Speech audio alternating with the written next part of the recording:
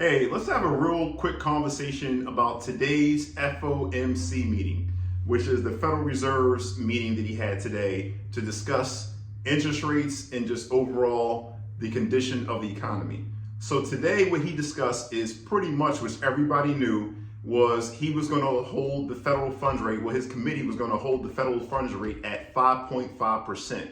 That's not a shocker, right? It was a high probability that they were going to hold that rate at 5.5%.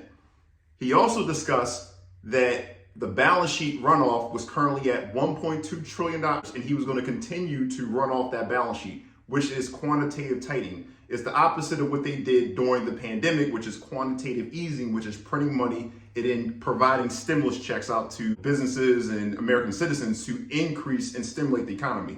Now they're trying to do the opposite, right? And that's what quantitative tightening is.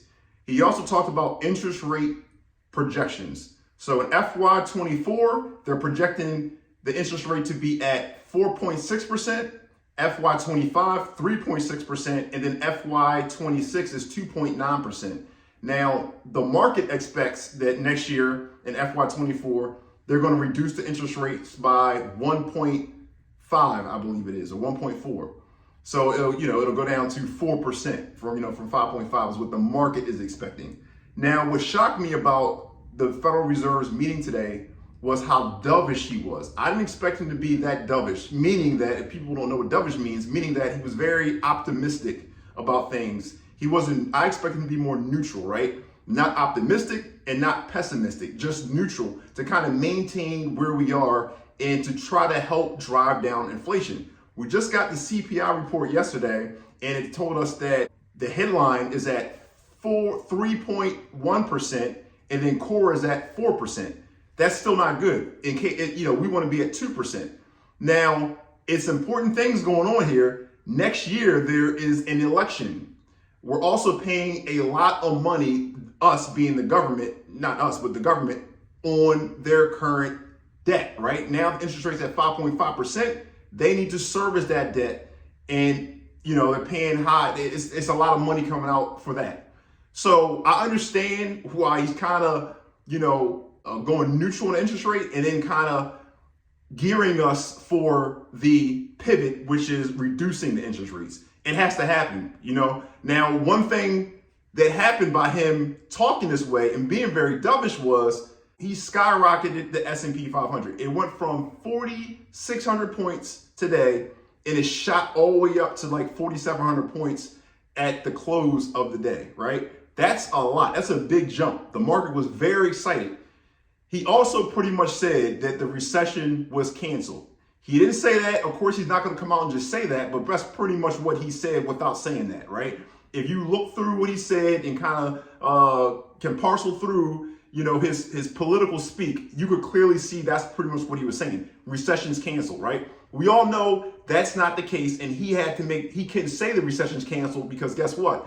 If a recession happens or inflation comes back, then he will look foolish, right? But pretty much what he said, as close to saying it without saying it, is the recession's canceled.